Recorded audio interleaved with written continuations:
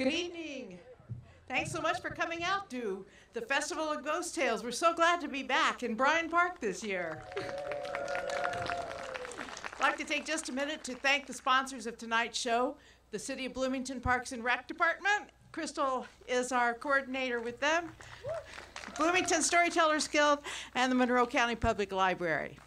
And Crystal has a few announcements. So before we get things started this evening, a couple of things that I want to let you know. First of all, the restrooms are open for the entirety of the program this evening. If you are looking for the restrooms, they are located behind the stage, on the other side of the basketball courts, and across the bridge. I know it sounds like far, far away, but it's not that far. Just walk to the other side of the basketball courts. I also want to let you know that our wonderful volunteers, Alyssa, Tyler, and Kirsten, are up at the shelter at the top of the hill this evening, and they have hot apple cider, first come, first serve until it's gone, as well as Halloween candy. So if you would like some hot apple cider or some candy this evening, please visit them up in the shelter. And lastly, I would like to let you know that our resident telescope guy, as he once wrote me in an email, Mr. Mark Flanagan, is here this evening. Mark is up at the top of the hill in the other direction, and he has his telescope set up. So if anyone would like to take a peek at the sky this evening, they may do that as well by visiting him. Okay. We have a full roster of tales for you tonight, and as we thanked our sponsors, I want to take a moment to thank the volunteers and the tech crews that are with us here tonight. This will also be shown on the Community Action Television Network in about 10 days, right, guys? Around 10 days, it'll be ready to show again, so if you enjoy the show, you can see it again. And a reminder, please turn off your cell phones, or turn off the ringer at least, and settle in, lend us your ears, open your imagination, and have a good time. Thank you.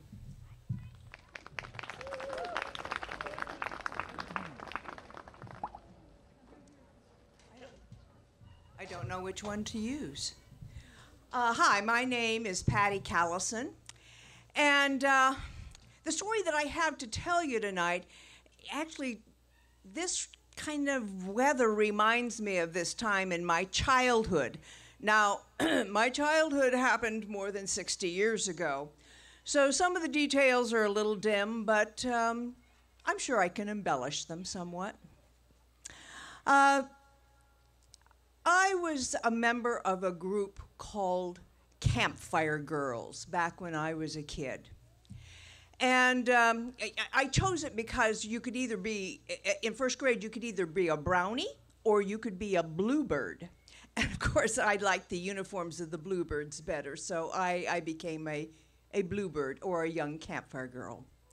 Now, Girl Scouts, as you all well know, sell cookies to make money for their organization.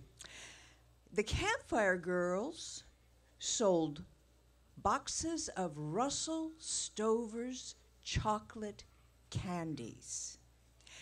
And if you sold many boxes of Russell Stover's chocolate candies, you were eligible for all sorts of things, like a nifty badge or a scholarship to Camp Kohami, or many things like that. Well, I was somewhat driven. I wanted to sell more boxes of Russell Stover's chocolate candy than anybody else in my group. Now, we didn't start selling this candy until November, the early part of November. I can remember as a kid thinking, that's kind of weird. I mean, we've got all this trick-or-treat candy, yada, yada. And then I realized we're not selling Russell Stover's chocolate candies to the kids. We're selling them to the adults. They cost $1 a box. That's how long ago this was. And as I said, I was determined, and I had my bag full of Russell Stover's chocolate candy, and I went from door to door. That's what you did back then. You went from door to door, all by yourself, if you can imagine, and you knocked on the door, and when somebody came, you said, "Hi, I'm raising money for the Campfire Girls. Would you like to buy a box of Russell Stover's chocolate candy? $1. And you could usually sell a box or two. Now, in our neighborhood, there was a character whose name was Carl Kohlrabi. To say that Carl was slovenly is an understatement. Carl let his hair grow very long, and although it was the early 60s, it wasn't because he meant to be stylish. Carl did not have a relationship with a bar of soap. Carl had long, greasy hair.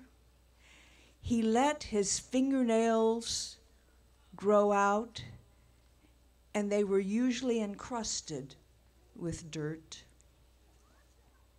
He also had these enormous lips. So you kind of went the other way. Carl was not a talker, except to himself. And so you kind of avoided poor old Carl. Now, on this November evening, it was starting to get late, and I had promised my mother I would get home. I wouldn't stay out too late selling my Russell Stover's chocolate candy. And I had sold all but one box. And I was determined I would sell that box. Now, there was an apartment building, just a couple of floors, called the Stackman Apartments. The Stackman Apartments were a little run down. But I knew there would be somebody there who had $1 and needed some Russell Stover's chocolate candy. So I went in the door into I wouldn't call it a lobby, but it was a place where there were mailboxes and there were non-working doorbells and things like that. And if you looked, you could find out who was supposed to be in each apartment. So I looked and, oh dear, that's right. This is where Carl Kohlrabi lives. So I was determined not to go to Carl's door. So first I went to 1A and I knocked on the door. Nobody answered. So I went to 2B, to 1B, and I knocked on the door, and again, no answer. Same with the third apartment on that floor. Now, I crept up the stairs. There was no elevator. And in the center, there hung a light. It was just a bare bulb at this point. I knew which apartment was Carl's. I didn't go to that apartment. I first went to 2A, and I knocked on the door, but nobody was there again. I went over to 2C, knocked, silence. I mustered up my strength. I wasn't going home with that one box of Russell Stover's chocolate candy, and I walked up to the door that I knew was Carl's, and I knocked.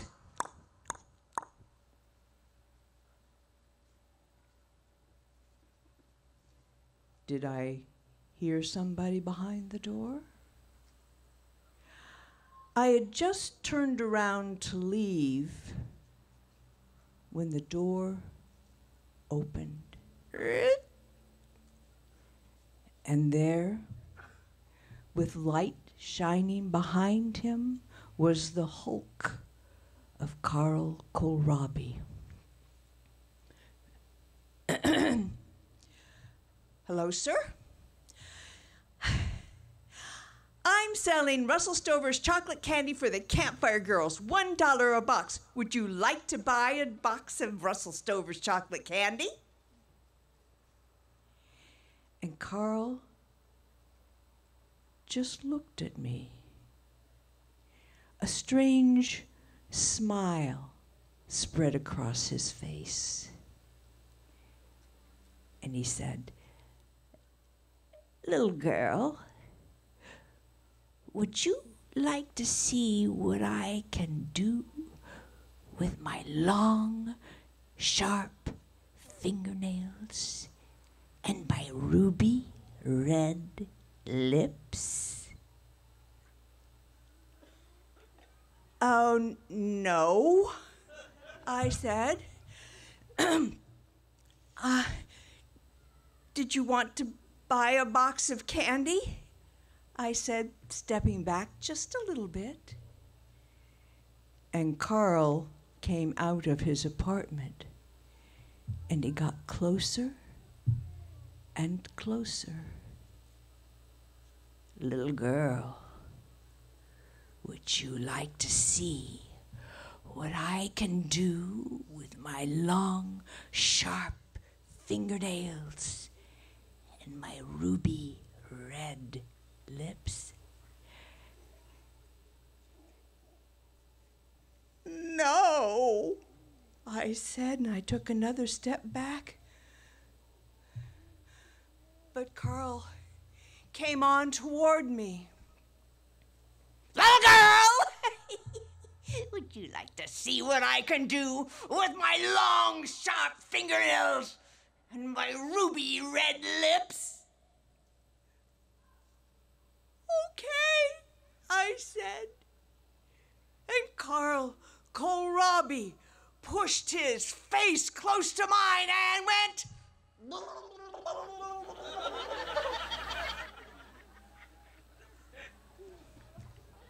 And that is the mostly untrue story about Carl Kohlrabi. And you know what? He did not buy that last box.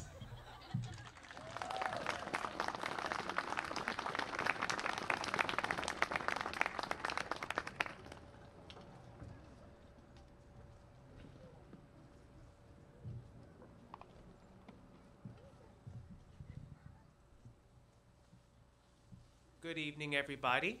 My name is Seth Muchler. I'm very excited to be telling a story tonight with all these wonderful tellers. This is my first year participating in the Festival of Ghost Stories, so I'm very grateful to the Storytellers Guild for inviting me. I'd like to dedicate tonight's tale to my dad, who told this story every year when we were growing up around Halloween, and he really instilled in me a love of storytelling and a love of folk tales. And so my family is actually here tonight, and so thank you, Dad, for all of the memories and for me continuing on this tradition, allowing me. Tonight's tale is a traditional Appalachian folk tale. It is called Tale-y-po.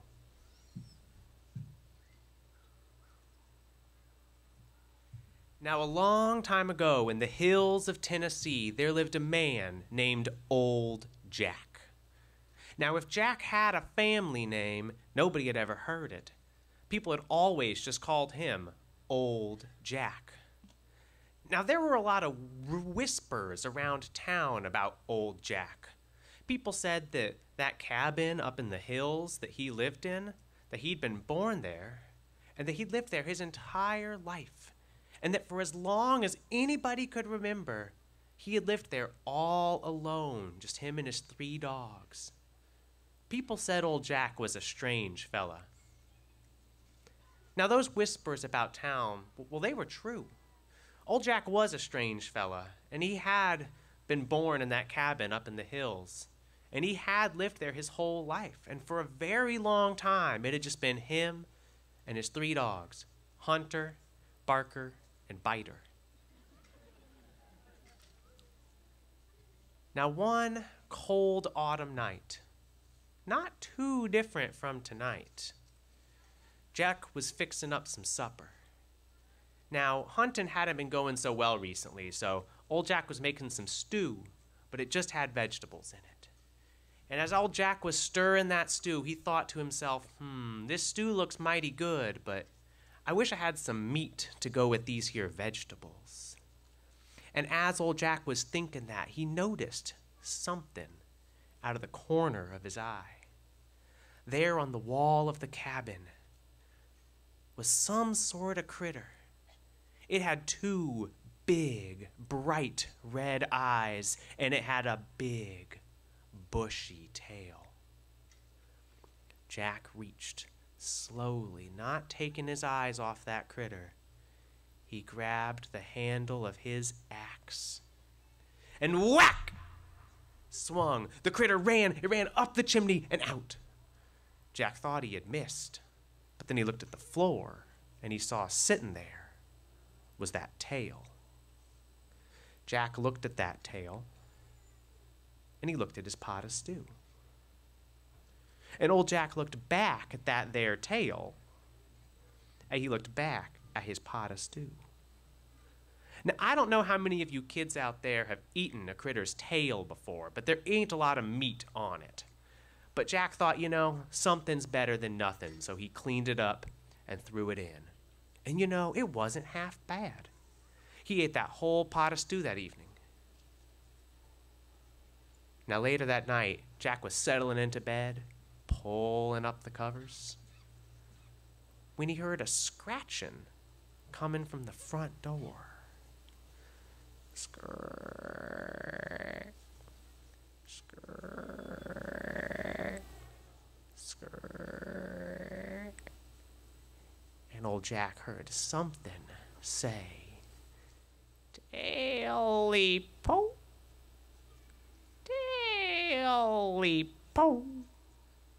All I wants is my taily-po." And Jack said, "I ain't got your taily-po. Hunter, Barker, Biter, go get it, go get it. Ho, ho, ho, ho, ho, ho, ho, ho, ho." And the dogs chased whatever that was off into the hills. Now Jack waited. The dogs came back, settled back in on the porch. He fell back asleep. Later that night, around 2 in the morning, old Jack woke up to a scratching under the floorboard. Skirk, skirk, skirk. And old Jack heard something say, "Taily-po, taily-po. All I wants is my taily-po." And Jack said, "I ain't got your taily-po. I ain't got it. Hunter, Barker, Biter, go get it, go get it, go get it. Ho, ho, ho, ho, ho, ho." And the barking stopped all of a sudden. Now Jack waited, but his dogs, they never came home. He thought that was mighty strange, but he decided to not worry about it and fall back asleep. Now later that night, at the darkest part of the night, just before dawn, old Jack heard a scratching coming from the foot of his bed. Skirk, skirk, skirk. And old Jack saw, peering over the foot of his bed, 2 big, bright, red eyes. And he heard something say, "Taily-po, taily-po. All I wants is my taily-po." And Jack said, "I ain't got your taily-po. I ain't got it." And that something said, "Yes, you has." And it leapt on him and ate him up in 3 big bites. Now that cabin ain't standing anymore. Nothing except for the chimney. But if you go down to the hills of Tennessee, and on a quiet, cold autumn night, not too different from tonight, and if you listen real carefully, Now, some folks will say it's just the wind, but others will say you can hear, off in the distance, something saying, "Taily-po, taily-po, now I've got my taily-po." Thank you.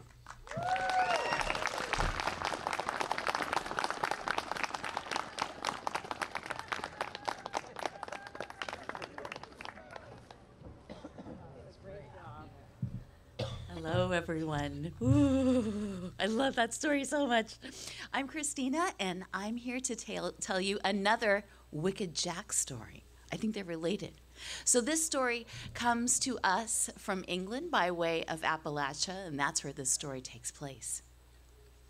So, long time ago, back before cars and all that nonsense, when people were civilized and rode horses, the blacksmith was one of the most important people to have in your village. And it just so happened in a village in the heart of Appalachia, there was a blacksmith named Jack. Well, he was called Wicked Jack because he was the king of meanness. He loved meanness just for the sake of meanness. He'd look at a baby and stick his tongue out. He'd see a little kid sucking on a lollipop. He'd take that lollipop, throw it in the trash. I mean, this man was mean. He was mean. And after a time, his meanness just drove away all of his customers. They would rather go one side up the hill and down the other to another blacksmith before they'd ever see Wicked Jack. So wouldn't you know, Wicked Jack got a little lonely.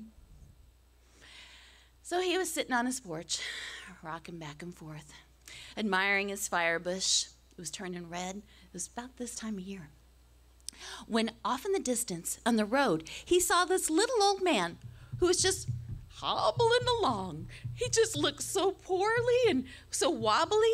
Jack said, "All right, I got someone to be mean to now." And so Jack went down the road and he said, "Well, my, look at you. Looks like you could use a spot of tea and maybe some soup or something like that."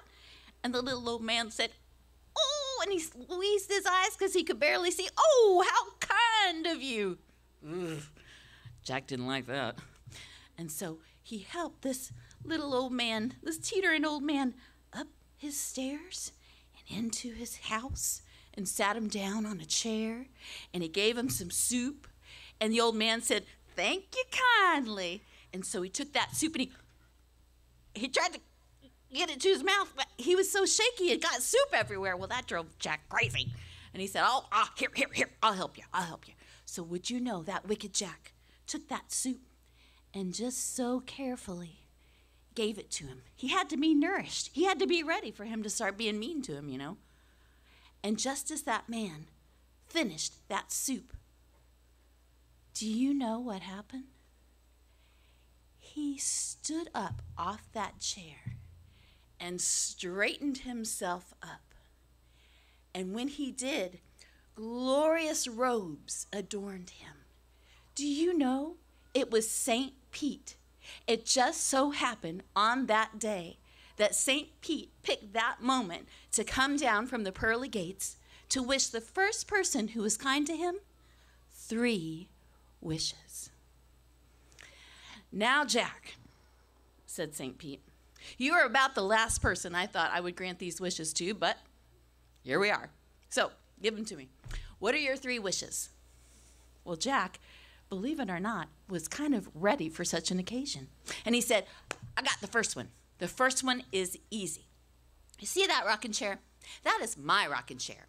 And whenever I get customers coming, they sit in that rocking chair and they rock and rock and rock and talk and talk and talk and talk, and I can never get rid of them.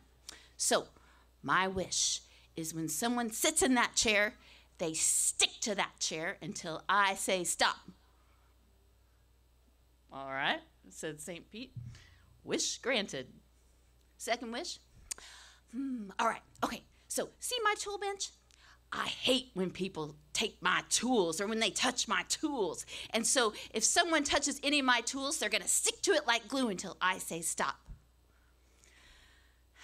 "All right," said St. Pete. That's the second wish. What's the last wish? I know just what I want to wish for. You know my beautiful fire bush out there? People be taking off switches so they can switch on people and do all sorts of nonsense, and I don't like it. So if anybody touches my fire bush, they're going to get sucked right into it, and it's going to tighten around them until I say stop. Jack, those are the sorriest and strangest wishes I have ever heard in my whole time doing this job, and I'm happy to say goodbye. And with that, poof, he was gone. And Jack went back to being mean. And he got meaner and meaner and meaner until the devil himself took notice. So when it got dark, nice and dark, Jack heard a on his door. Who's there? And he opened the door, and there in front of him was a little tiny devil boy. He was all this sawed-off, puffed-up little guy with red skin and horns and this sneering face. And he said, Jack, you're making my daddy jealous. He said I have to come and take you back home with me. Said Jack. Is that so? He looked down at this little devil boy. He knew just what to do. He said, all right, I just want to pack a few things. Here, sit on this rocking chair and make yourself comfortable. All right, said the little devil boy, I will. And so he popped on over there and hopped his little behind on that chair. Do you remember what happened? He got on that chair and it went rock back, forth, back, forth, back, forth, back, forth. Ow, ow, ow. He was hitting the back of his head. Make it stop, make it stop, make it stop. Are you going to leave me alone? Yes, yes, yes, yes, please, please, please, please. All right, stop. And that little devil boy ski-daddled on down the road, and Jack didn't see him again. But the next night, when it got nice and dark and still, he heard a tap on the door. He had an idea of who it was. Come on in. He opened the door. It wasn't that little sawed-off devil boy. This time it was a youth, like a teenage devil boy with muscles and bravado and tiny horns, and really a confident guy. He said, all right, tell me what you want. You know what I want, Jack, said that teenage devil boy. My daddy wants me to take you home, and none of that rocking chair nonsense. I'm on to you, buddy. All right. See that hammer over there? Yeah, I see it. I got eyes. Why don't you hand that over to me? Oh, I'm sorry. Is it too heavy? Said that devil boy. And he went and he got that heavy hammer. And he picked it up. Yeah, I got it. Where you want it? Set it down over here. And he tried to set it down, but he couldn't let go. It was stuck. Remember that second wish? What's going on here, Jack? What's going on? And Jack said, move. And that hammer went moving all over and whipping that boy all over, hitting him on the head. And he said, Jack, make it stop, make it stop. You gonna leave me alone? Oh, yeah. All right, stop. And with that, the hammer dropped, and that teenage devil boy went right on down the road. Well, he didn't have to wait another night. It was just right after that moment that he heard a boom, boom, boom on his deck. He knew who it was. Come on in. The door opened, and he felt the heat wash over him. It was the devil himself. He looked mighty mean, and he looked real mad. The fire was burning in his eyes. And Jack said, I know why you're here. And meanness came up in Jack's eyes. Then if you know, come on, said the devil. All right. Why don't you have a seat? No, I'm not sitting in that chair, said the devil. All right. Oh, before I go, would you hand me No, I'm not touching their tools. I know about that, too. Very well, said Jack. I guess we'll go. And with that, Jack and the devil walked out onto his front porch, shoulder to shoulder. And just as he got near that fire bush, Jack gave a little boom to the devil. And the devil landed right in that fire bush. And the fire bush closed in on him and wrapped him up tight. And the more the devil shrieked and moved and tried to struggle, the tighter that bush would get around him until the devil opened his eyes.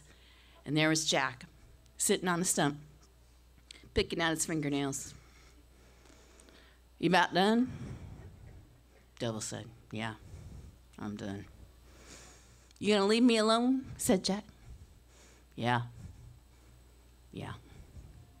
And with that, Jack said, let go. And that bush let go of the devil, and the devil went away. Now that emboldened Jack.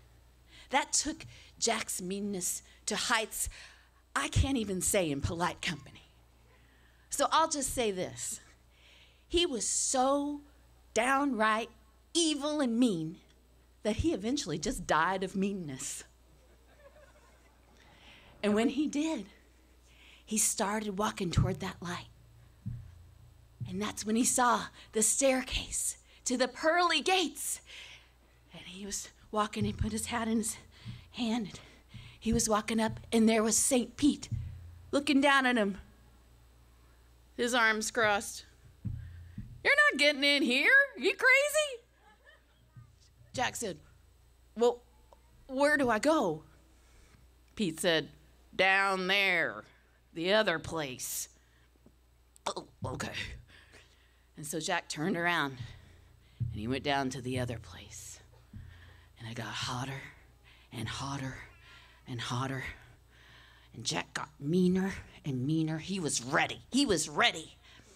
And just when he got down to those fiery gates, there's the little sawed-off devil boy. Daddy, Jack's finally done it. He's finally died of meanness. He's here. And the devil himself came out to meet Jack, and he said, you're not coming around here. Well, Jack said, what do I can't, where? So the devil took some of that hot coal, that everlasting hot flaming coal, and he gave it to Jack, put it right in his hand. He said, you go make a hell of your own. So that's when Jack went back among us. And the first place he came was a field that had pumpkins just like that. Well, now that he was back in our world, his hand was getting kind of hot. So he took a pocket knife and he opened up that pumpkin, cleaned it out, and stuck that coal in there and carried it around. And now, when you see a pumpkin that's lit up inside, that might be Jack, otherwise known as Jack of the Lantern. And that's my story. Thank you.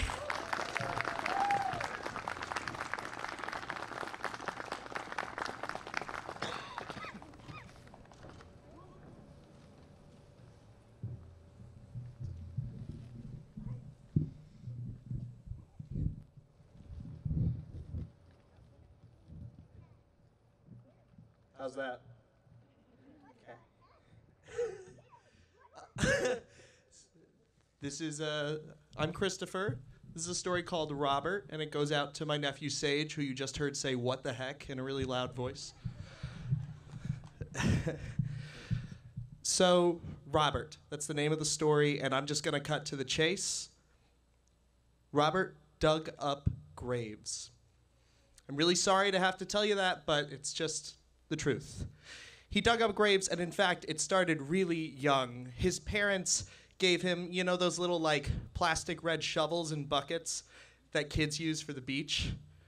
Well, instead of making sand castles or digging up seashells, Robert would use it to pluck at the plot of Edwina Ottersmith, 1881 to 1954, or say Gerald Kinnendale, father, brother, mason jar, inspector. But eventually that wasn't enough for Robert, and he didn't outgrow this habit. I'm sorry to tell you this, but he didn't. He actually got a big shovel with a metal trowel and everything, and that's when the real plundering began. And what age did he get that big shovel? Bloomingtonians, he was only 9 years old. Kids these days. That's horrible. Before I go into the story, I just want to pose as a thought experiment, not to condone Robert's actions at all, but are the dead really doing anything with all that stuff? I mean, do they have a use for the gold caps or the pearl necklaces or the first edition hardback copies of Lord of the Rings or whatever they're buried with? We're not going to weigh in on this one way or the other. I think the important point here is if the dead are stolen from, they can't do anything about it, right?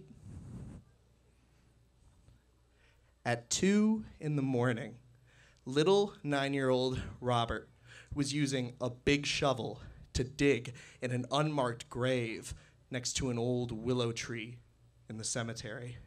The unmarked graves were kind of a mixed bag for Robert because they didn't usually yield much in the way of valuable booty, but it was less likely that there'd be family around to notice if anything was disturbed or if anything was missing. So Robert was digging in this unmarked grave, and he came upon a literal pressboard coffin, pretty inexpensive material. And he opened it up, and inside the coffin was nothing. Well, in Robert's eyes, practically nothing. All that was in there was a skeleton wearing a St. Louis Cardinals t-shirt and a pair of shorts. Oh, Robert was disgusted. "Bone bum," he said, insultingly, kicking the coffin. And when he kicked the coffin, there came flying out of his breast pocket a valuable buffalo nickel, which he had stolen from one of the more lucrative graves earlier that night. And it just so happened that as the buffalo nickel went falling down, it landed right in the skeleton's palm. And he was about to, stoop down to pick it up and retrieve his stuff and try some other grave when seeing that buffalo nickel in the palm gave Robert an idea. Kind of a devious idea. And in fact, 2 months later, that idea paid off because 2 officers of the law came to Robert's house. But he was ready. They were certain that Robert was their suspect, that Robert was the grave robber who had been haunting their cemetery for years. Robert's parents were baffled. Of course, they thought he was an angel because parents are naive about things like that. But Robert was assured. And the cops thought, if they search this house, we're going to find a trace of the stolen goods. It has to be here somewhere. They searched, nothing, not a zip. They couldn't find anything. And Robert had a real smug smile on his face as he watched the 2 frustrated police officers walk away. Because later that night, he was digging in a certain unmarked grave next to an old willow tree. And he dug and he dug, and he opened the pressboard coffin, and there was everything Robert had stolen so far. Oh, this grave was the perfect hiding space. It was jewels, gold, coins, whatever, anything you can imagine, and of course, the buffalo nickel that had inspired the whole idea. So Robert thinks, okay, it's safe, it's time to start retrieving my things. And he leans down to start with the buffalo nickel, take it from the skeleton's hand, when the hand clasps. Robert is like, is this rigor mortis? No, it's way too late for that. Can't be that. So he pulls, and then Bone Bum, that's kind of the name that stuck, Bone Bum's jaw dropped. And a voice came out, "No!" Robert jumped, but greed pretty quickly overcame fear, and he said, "Let go!" And The skeleton said, "Oh, but I don't want to let go." "Why?" said Robert. "Because it's been so nice to finally have so many things." Robert said, "Well, okay, but they're my things." "Your things," said Bone Bum. "These things belong to my stuck-up ritzy neighbors." Robert had to admit he kind of had a point there, and he said, "Well, I did the work stealing them, so I'm going to start taking this stuff back." And so he stoops down to start taking it back, and then suddenly all of the valuables vanish, just like that. And all that's left, of course, is the skeleton with the St. Louis Cardinals shirt and the shorts. And Robert says, "What the heck?" And Bone Bum says, "I can make anything I touch disappear." And Robert says, "Well, bring it back." And Bone Bum, he says, "If you listen to my proposition." Okay, I hope I've made it clear. Robert was greedy, amoral, materialistic, etc., but he was shrewd. He knew the sound of an opportunity when he heard one. Robert kind of like stroked his chin and he said, "I'm listening." And Bone Bum, he laid out an idea, a sort of business partnership, if you will. Robert thought about it for a few long moments, and he said, "Deal." And they shook hands with a buffalo nickel between those hands. Those of you more astute listeners in the audience, I bet, can guess how things panned out. Robert continued to steal from Bone Bum's wealthier neighbors, and things continued to be hidden in Bone Bum's grave. As part of the deal, Bone Bum got to keep half. Now, as a consequence of this, the unmarked grave by the willow tree was the most frequently disturbed, right? So it sometimes drew the attention of the groundskeeper or the police, and occasionally they would exhume the grave to figure out what the heck is going on here. But when they would open the coffin, what did they see? Nothing. A skeleton with a St. Louis Cardinals t-shirt and a pair of shorts. But when Robert dug up the grave and did the secret knock, he'd open the lid and all the splendor would return. "Bone Bum," said Robert, toasting a flute of sparkling grapefruit juice, "you sure know how to live." "And die," said the skeleton, amidst a burst of merry laughter, much like that. Those of you who like some kind of poetic justice, a moral comeuppance, you're not going to get it. Robert totally got away with it his whole life, and he lived a very happy, prosperous life doing this. In fact, after about, let's say 80 years of that life transpired, Robert and Bone Bum's relationship continued, though under slightly different circumstances. So, if any of you ever find yourselves in this graveyard, I urge you, please keep your valuables close at hand. Don't, for instance, bring, say, a portable video game device like a Nintendo Switch. Because if you do, you might suddenly realize it's gone missing. And you'll faintly hear the sound of video game bleeps and bloops, and maybe a voice faintly saying, "I wish I had this many lives for real," coming faintly out of 2 unmarked graves next to an old willow tree swaying in the dark. Thank you so much.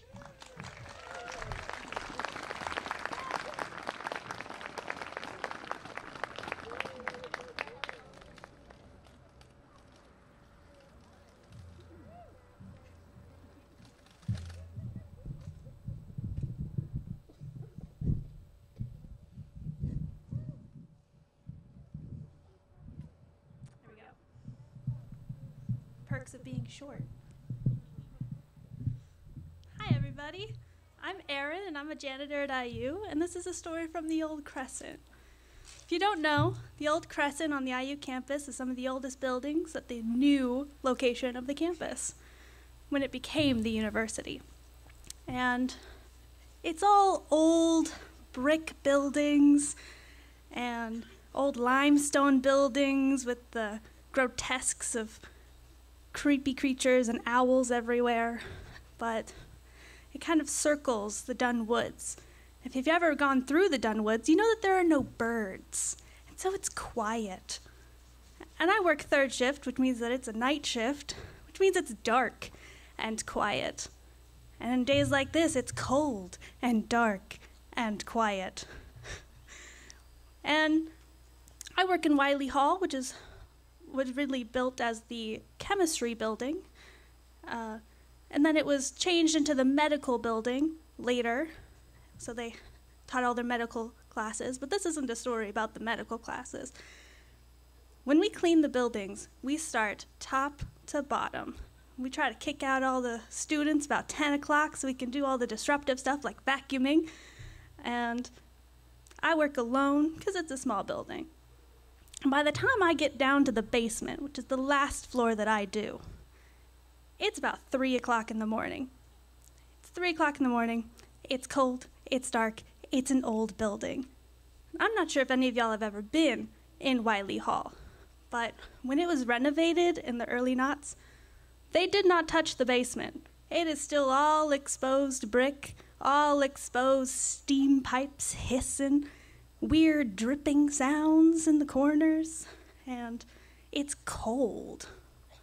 There's a classroom down there, and they have trouble heating it in the winter because it's just always cold down there. With weird hissing sounds and those fluorescent yellow lights, while all the rest of the floors got the nice, incandescent lights with the white ones with the LED bulbs that you never have to change. Basement still has those yellow ones that hum, that kind of hang from the ceiling in the cages. And everything's kind of yellow and cold. And by the time I get down there, I'm walking down the stairs, I got my broom, I got my duster, I'm ready to go. Everybody should be out of the building. It's 3 in the morning. And over there by the vending machines, I see a person standing, facing the wall. I'm like, I was like, excuse me, sir, I'm going to have to ask you to leave the building. We do close at 10. I can escort you out. Nothing.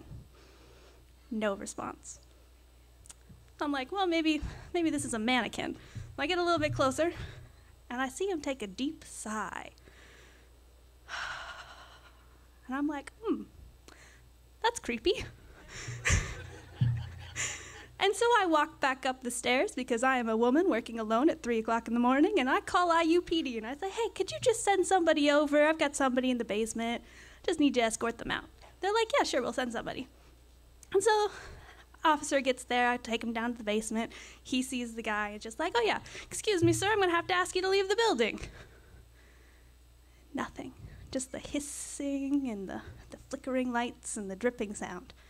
And the officer turns to look at me, and I'm like, And he turns back to the guy by the vending machine. He's like, excuse me, sir, building's closed. I can escort you out. And he's sort of inching closer to the guy, hand on his hip, just like, excuse me, sir, sir. And no response. And we're kind of at a loss for what to do. I'm just hiding out by the stairs, like, I'm not getting any closer than this. And the officer is just inching forward, no response from the man. And then just as he's about to touch him, you're like, sir, do you need to leave? He turns away from the officer, away from the wall, which kind of makes us jump back a little. And he starts walking away from us. And the officer's like, sir, it's time to leave the building. Can I escort you out? And he, no response, just ignoring us, and keeps walking away, and then he fades and disappears. And the officer turns back to me and comes back up the stairs and says, I'm never going down there again. And we both leave the building. Thank you.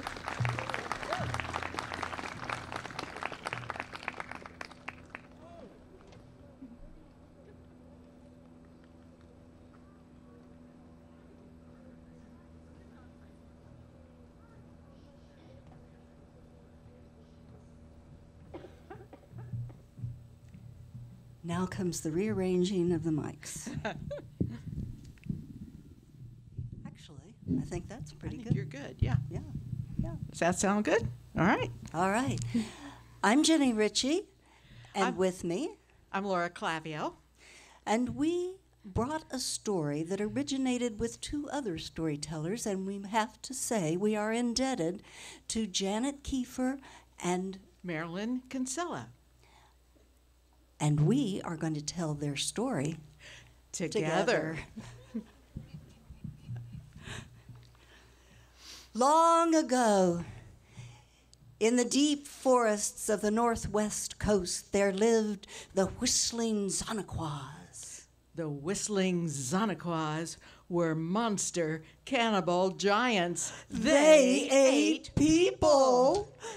They They had had great, huge, huge, wide foreheads Teeny tiny little red eyes stuck way back in the back of their skulls. and a And mouth that stuck out like this.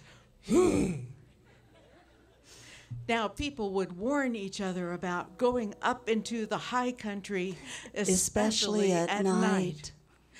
But if you were getting too near to a whistling Zonaqua, they would say you could hear a sound.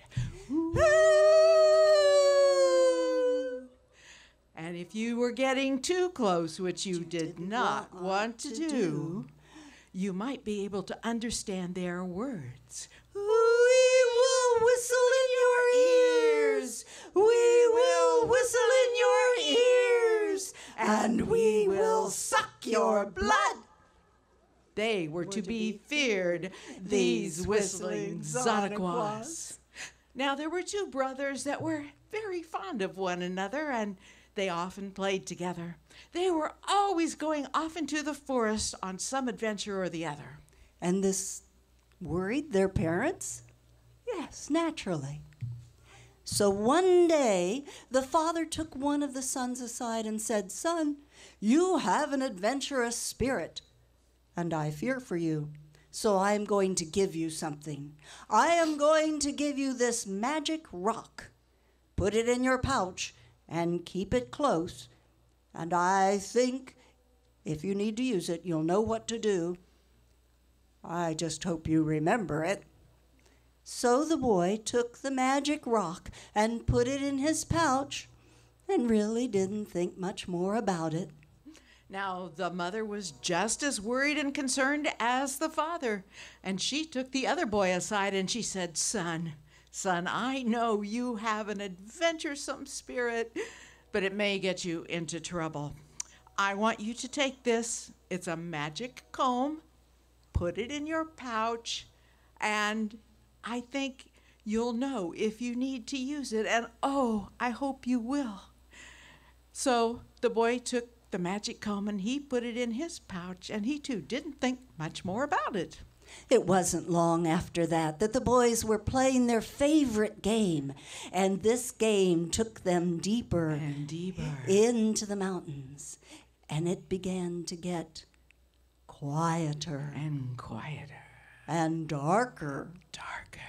And then they heard, "We will whistle in your ears.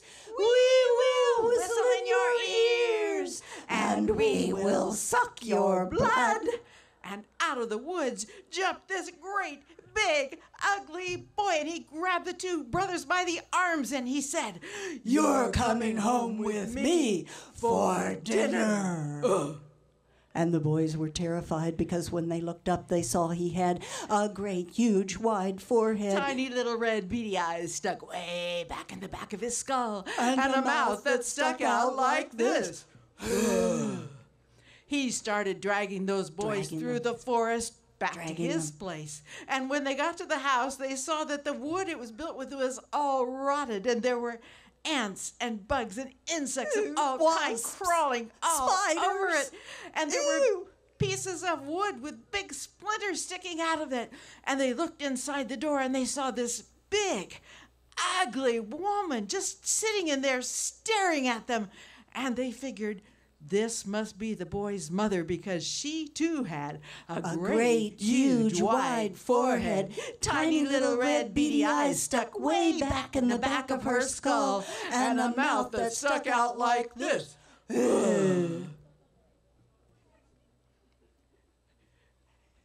And the Zonaqua boy shoved the brothers into the house, and as he did, he caught his leg on one of those sharp splinters, and the blood began to swell out of that cut, and the blood began to roll down his leg, and his mother looked at that blood, and she jumped at her boy, and she started to lick the blood off his leg. Well, the brothers saw their opportunity, and they wrestled themselves free, and they started running through the woods, running. They weren't even caring if the branches were scratching their faces. Or if they tripped or stumbled or They just kept running, but all too soon they heard, "We will whistle in your ears. We will whistle in your ears, and we will suck your blood." And one of the boys said to the other one, "Oh, quick, that magic rock. Father gave you a magic rock. Do you have the magic rock?" And he did. It was in his pouch, and he took it out and threw it over his shoulder at the Zonaquas. And where that rock landed, a huge pit opened up. And when the whistling Zonaquas got to the pit, they had to climb all the way down one side of it, and all the way across the bottom of it, and all the way up the other side of it. And this gave the brothers a head start. But all too soon. oh, too soon they heard, "We will whistle in your ears. We will whistle in your ears, and we will suck your blood." Oh, and one turned to the other and said, Oh, quick, do you have that magic comb that Mother gave us?" And he did. And he took that comb out, and he threw it over his shoulder. And where that magic comb landed, a stand of aspen trees grew up with the trunks so straight and so tall and so close together that those whistling Zonaquas could not get through.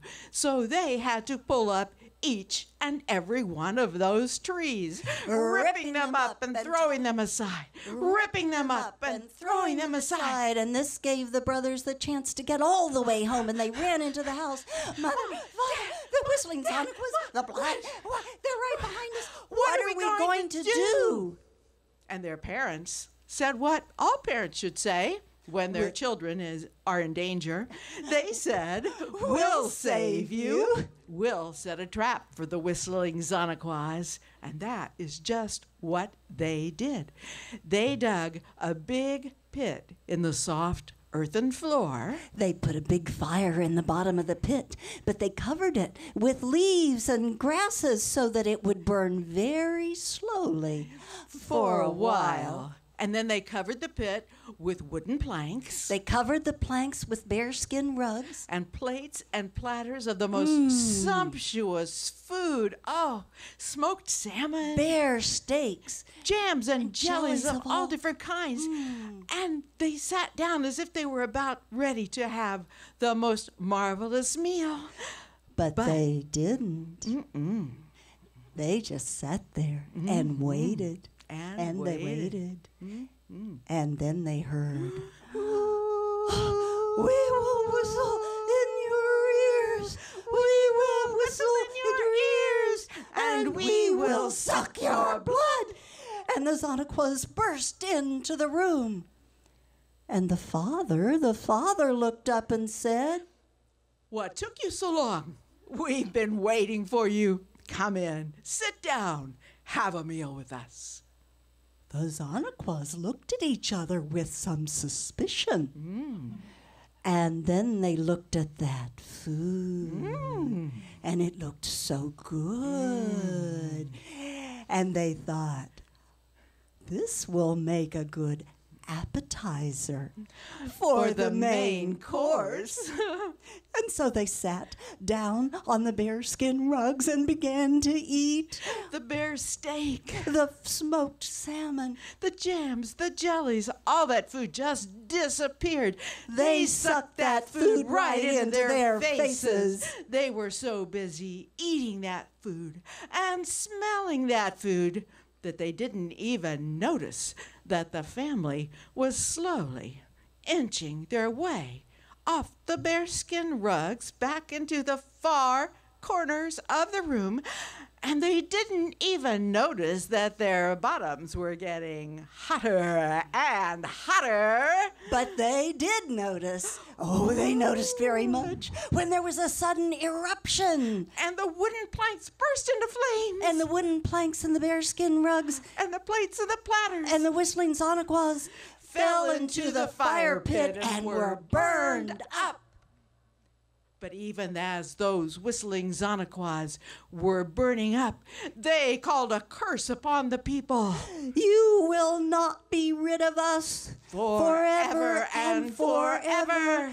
We will whistle in your ears. We will whistle in your ears. And we will suck your blood. You may not think this, you may not believe this story. But we think it's true.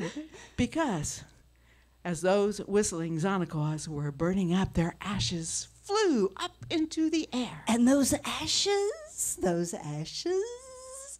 turned into Mosquitoes.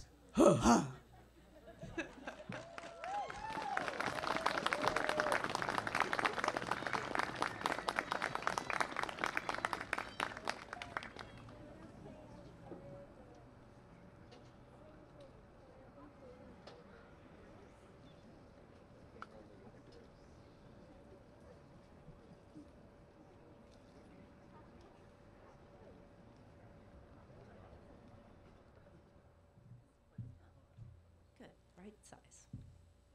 Hello, my name is Dana, and I'm going to tell you the story Skin by Roald Dahl.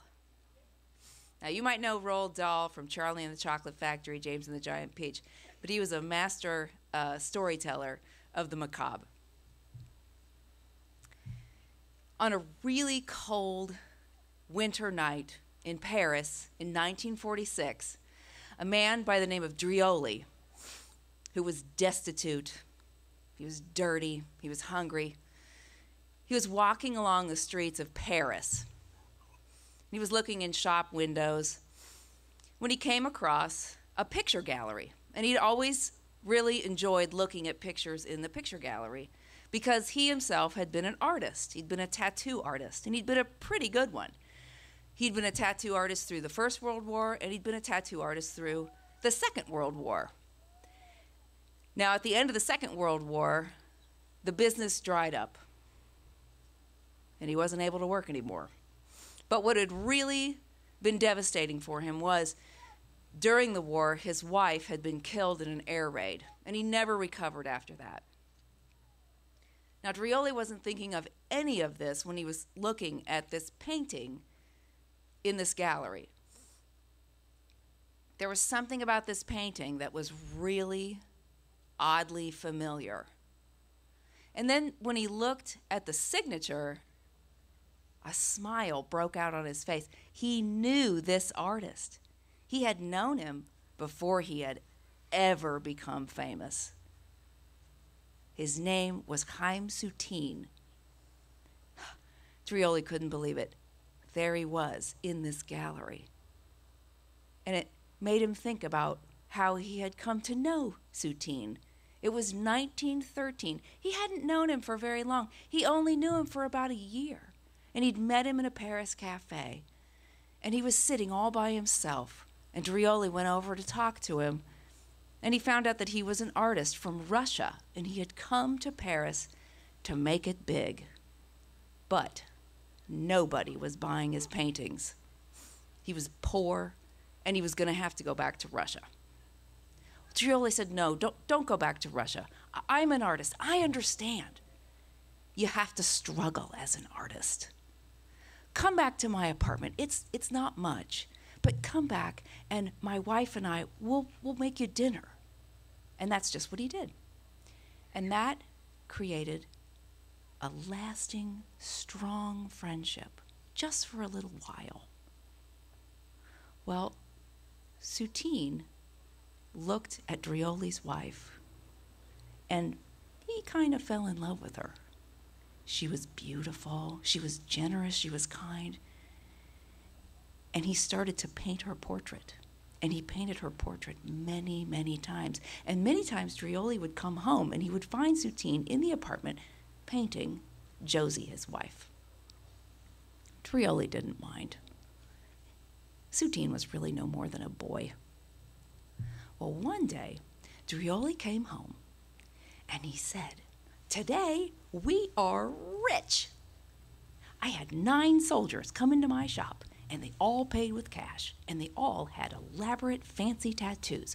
My hands are worn out, but," and he opened up his coat, and he had many bottles of wine.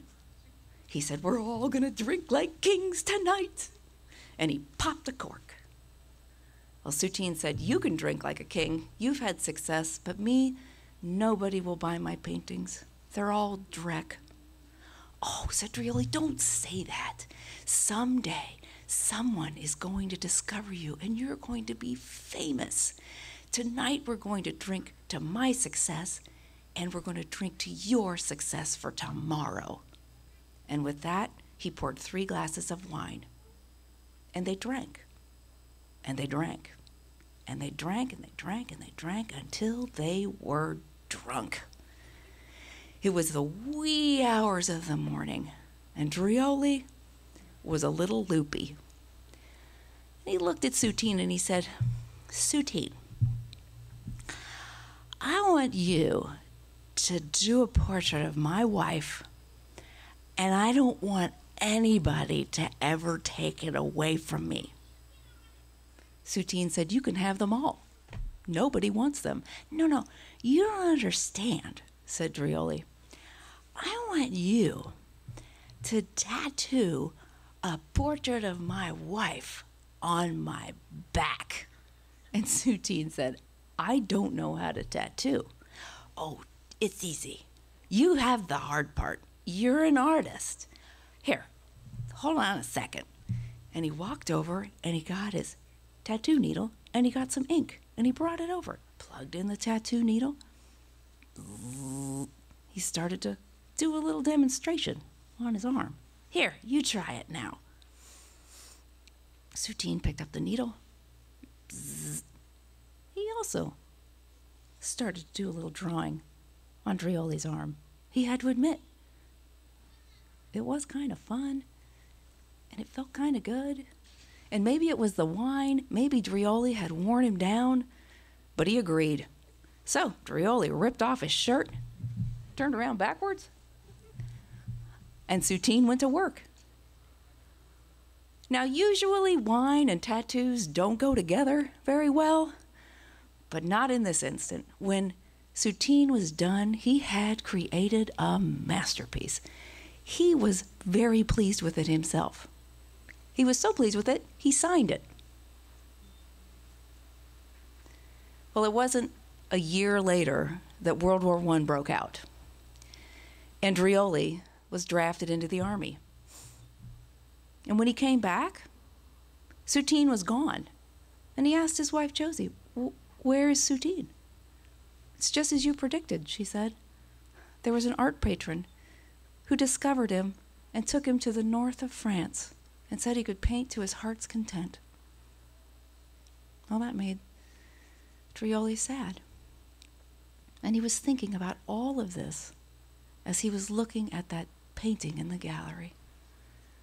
And just then, 2 women came out of the gallery, and one of them said, "Can you imagine 2 million francs for a painting?"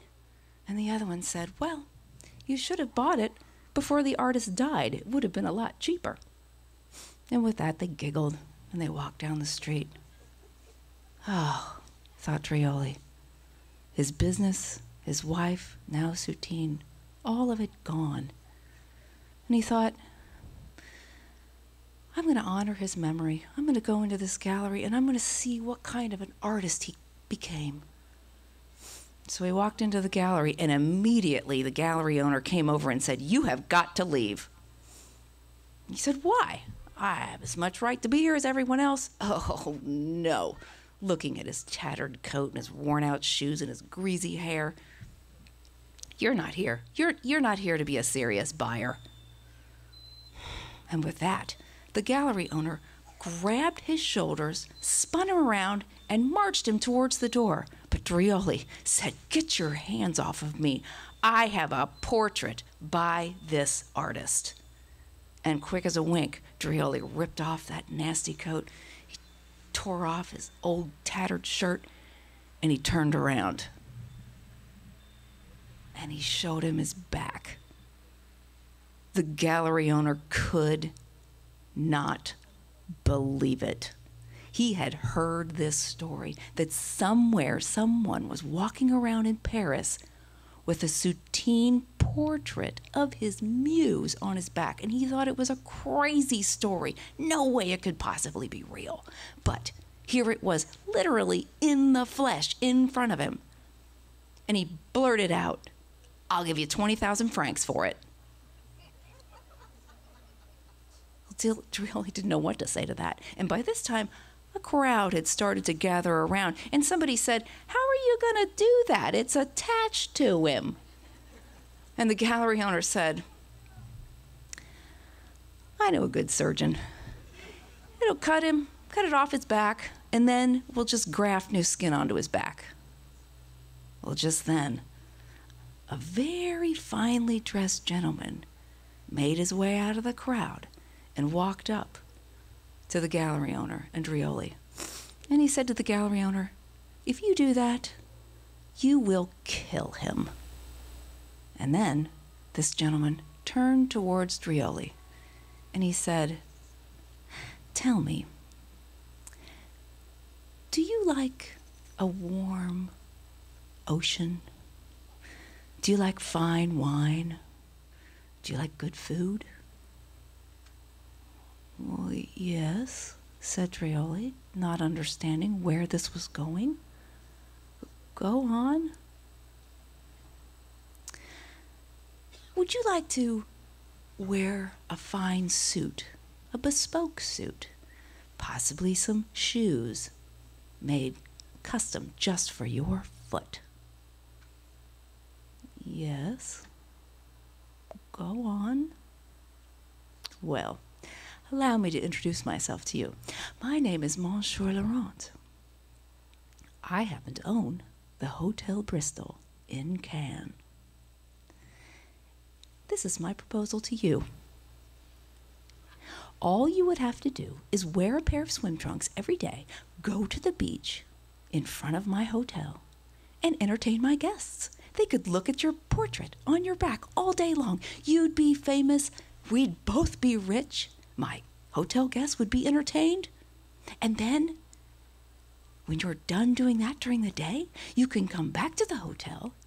You can dress in a fine suit, in your custom-made shoes. You can come down to the restaurant, eat fine food, drink good wine, be in the company of beautiful women and handsome gentlemen, and then you can go upstairs and go to bed in a soft, warm bed. How does that sound?"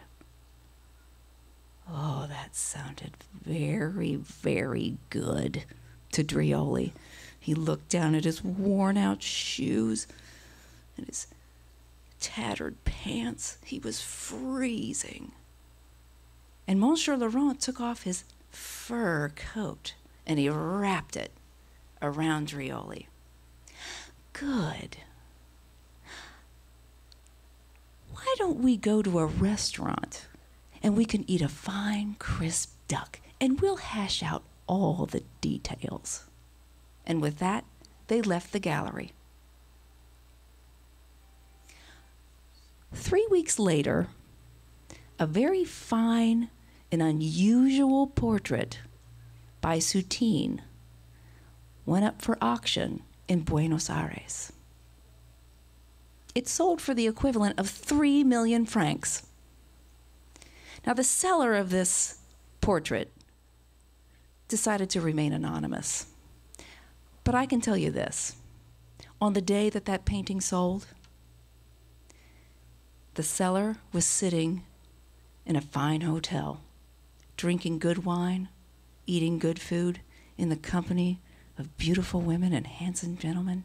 He was wearing a bespoke suit and shoes custom made just for his feet. And behind him, on a hook, hung a fur coat. Now, this gentleman's name was not Monsieur Laurent, and he was certainly not the owner of the Hotel Bristol in Cannes, because the Hotel Bristol in Cannes had never existed. And that's the story of Skin by Roald Dahl.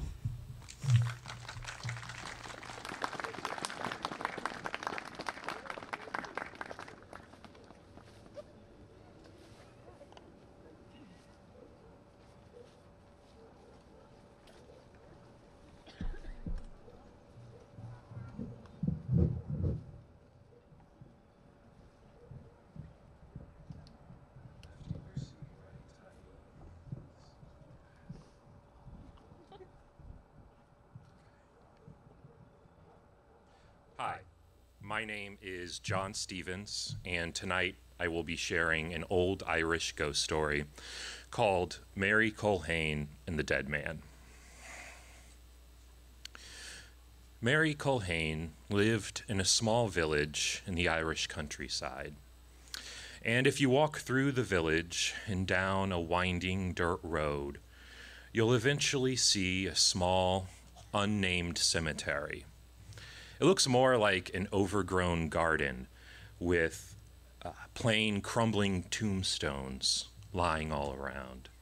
And near the back of this cemetery, there are two neighboring tombstones that are free of lichen and bird droppings and dead leaves. The name Culhane is on both of them. A young woman is kneeling before these two tombstones. Her name is Mary Culhane. She's here because she's hoping to find some kind of comfort or insight by visiting the graves of her dead parents because of her current lonely situation. You see, she has love in her heart for a young man named William, the son of a wealthy merchant who lives on the outskirts of the village. William also has love in his heart for Mary. However, his father has sworn that no son of his will ever marry a girl with no prospects like poor, wretched Mary Culhane. The wind howls and breaks Mary from her thoughts and sorrows. She looks up and realizes twilight has come, and her long walk home will be in the inky blackness of night. She rises up, tightens the green woolen scarf around her neck, and begins to leave the cemetery. And in the darkness, she stumbles over a newly dug grave, her feet stepping onto the fresh, upturned earth. The wind continues to howl, the leaves continue to rustle, and she hears a voice moaning in the wind. Open this grave. She wants to run, but it's as if she has no control over her body. Her feet remain planted, and her hands reach for the shovel left by the grave digger. She begins to dig. She digs deeper and deeper for what seem like hours. And the wind howls louder, and the leaves rustle, and the voice moans louder. Open this grave! Finally, the shovel clangs against the wooden coffin. The coffin lid opens from the inside. Mary wants to close her eyes and scream. She wants to look away, but she has no control. She looks upon the dead man in the coffin.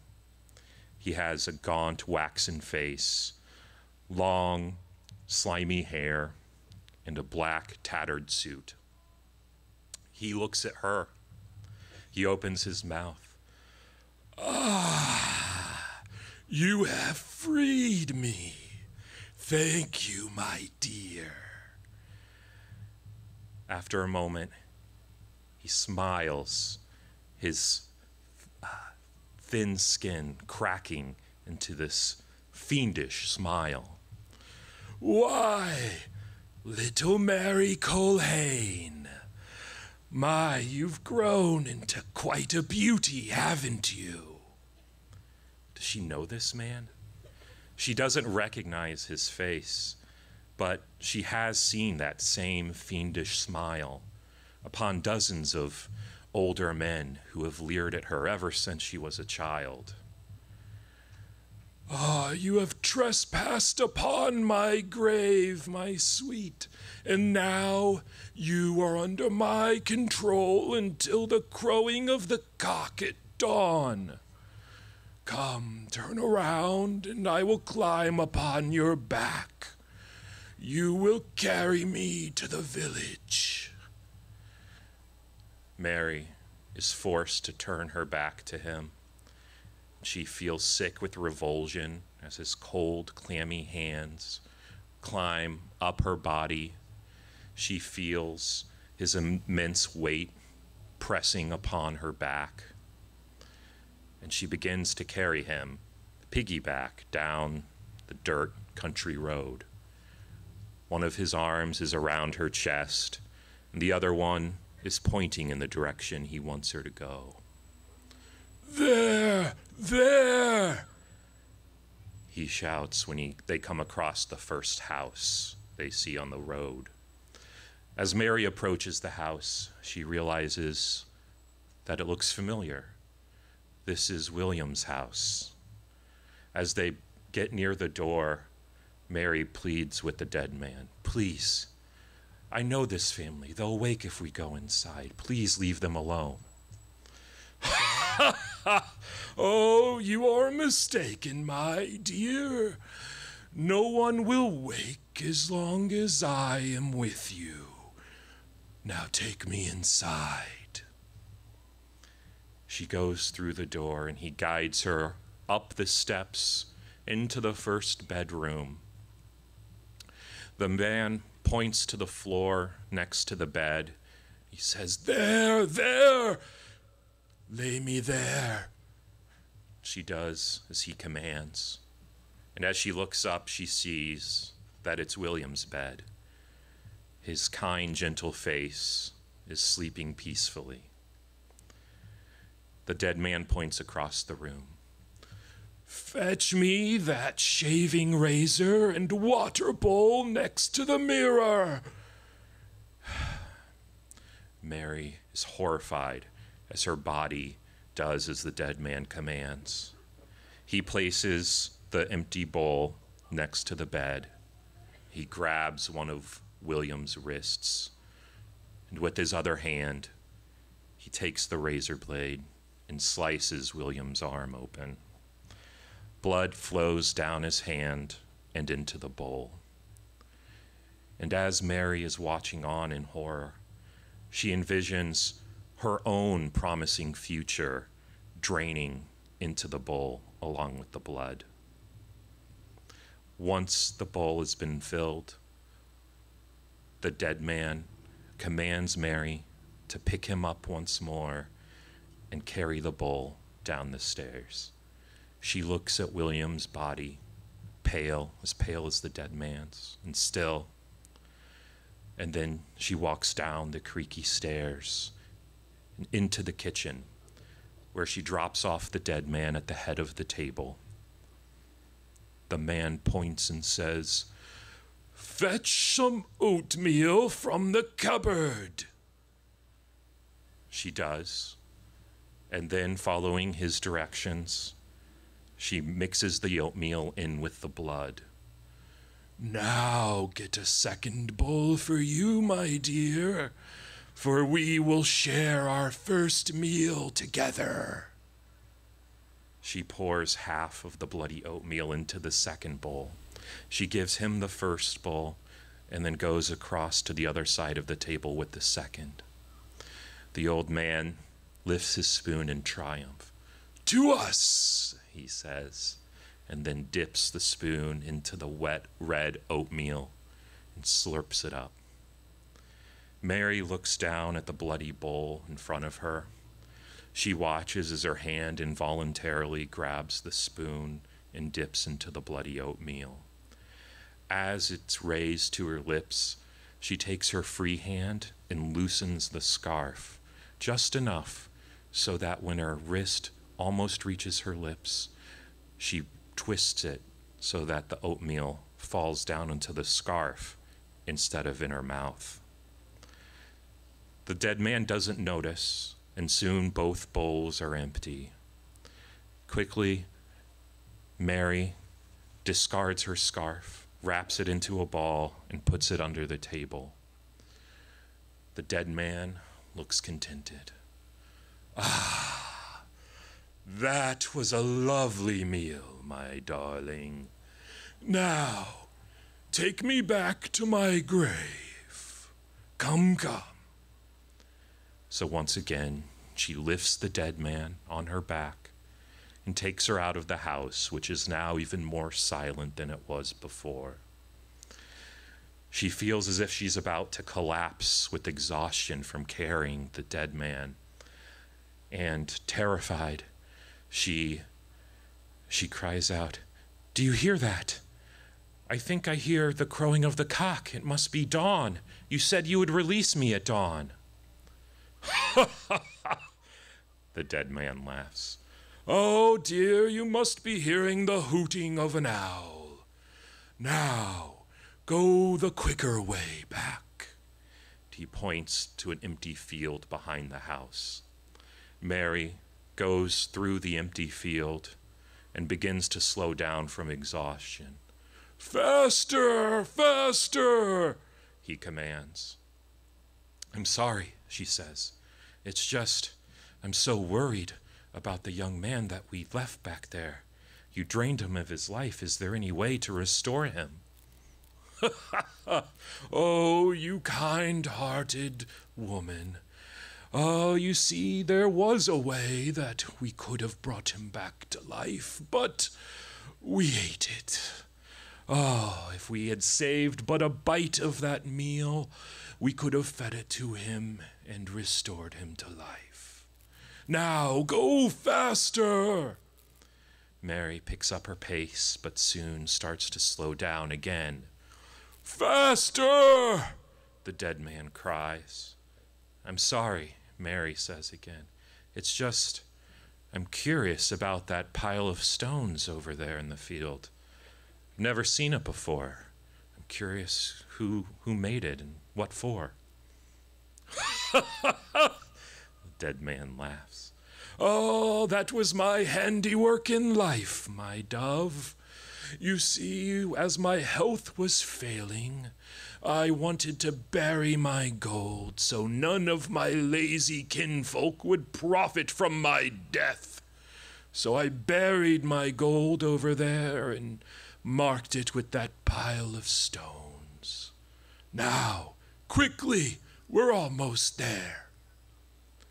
Mary carries the dead man back to the cemetery, back to his grave, and he climbs off her back and into the coffin.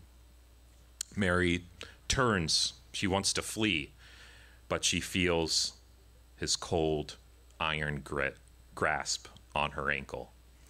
Oh, my dear, you will lie with me, Mary Colleen, for you have shared a meal with me, and now you will be my bride in death. Mary feels him dragging her into his coffin. She shouts, "No, it's not true. I did no such thing. I didn't eat a bite of that meal." And then she hears the crowing of the cock in the distance in the first light of dawn. And with her control restored, she gives the dead man a hard kick in his chest, and he falls back into his coffin, as stiff and still as he was the day that he died. Well, she slams the coffin door shut, scrambles out of the grave, and fills the hole back with dirt. Pushing past exhaustion, she races back to William's house. And when she enters, she sees that William's parents are already awake, and they're grieving, sobbing at the kitchen table over the sudden death of their beloved son.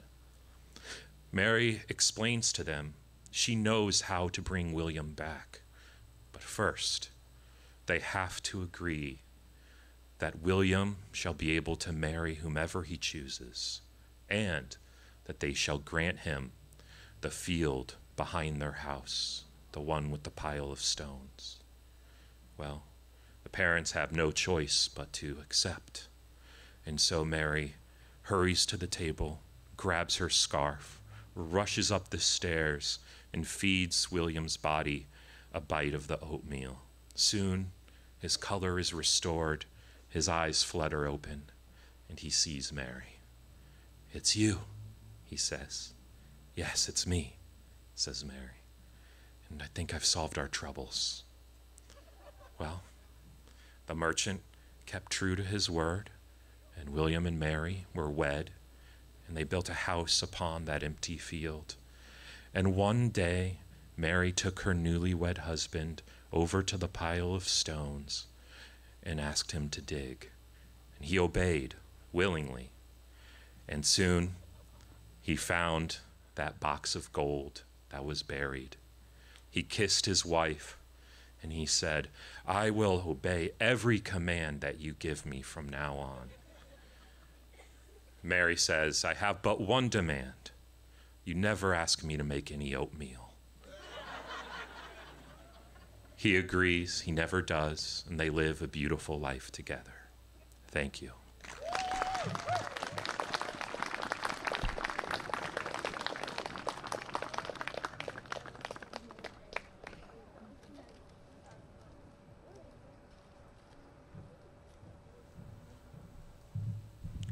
That concludes our show for tonight. We hope you had a good time. Thank you for coming out. Thanks again to our sponsors, the Monroe County Library, the City of Bloomington Parks and Rec Department, and the Bloomington Storytellers Guild. Don't forget to look at the stars on your way out. The telescope is back there. Thank you.